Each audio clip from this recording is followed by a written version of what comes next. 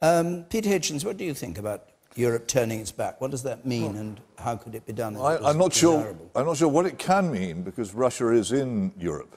It is a major European country, and to pretend that it's not there would be a major mistake.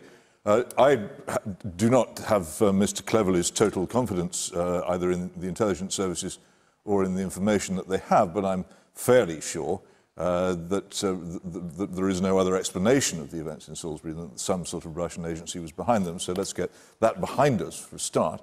But I do happen to think that the Western countries have, since 1991, when I watched the Soviet Union collapse, when I was in Moscow, since 1991, have been doing their very best to rub Russia up the wrong way, to poke it in the eye, and to taunt and ignore and generally misbehave towards it. Your examples being what? Let's first start. The expansion of NATO, right up as far as we can get it close to the Russian border. So there are now NATO troops in Narva, which is 85 miles from St. Petersburg, which is the same distance as Coventry to London.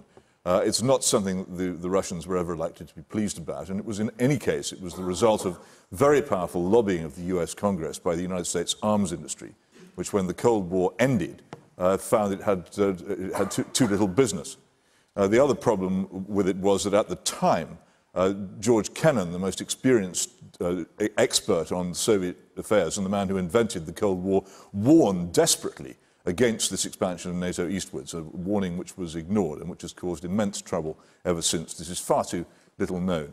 And we've done this repeatedly, provoking. And the events in Ukraine in 2014, when Western governments openly backed a violent mob putsch against the legitimate government of the Ukraine, because the legitimate government of Ukraine was non-aligned, and we wanted a government there that was pro-NATO and pro-EU, and we got one. That was also a disgraceful act of aggression by us against Russia.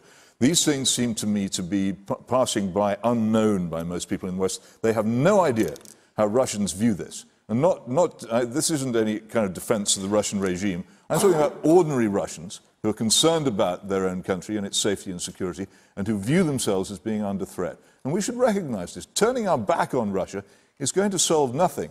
I think we should recognize that Russia actually has a case for its own self-defense, that we've ignored it and been extremely tactless and stupid towards Russia for a very long time indeed. And if we actually want to have good relations with Russia, we could consider much more carefully how we behave towards them.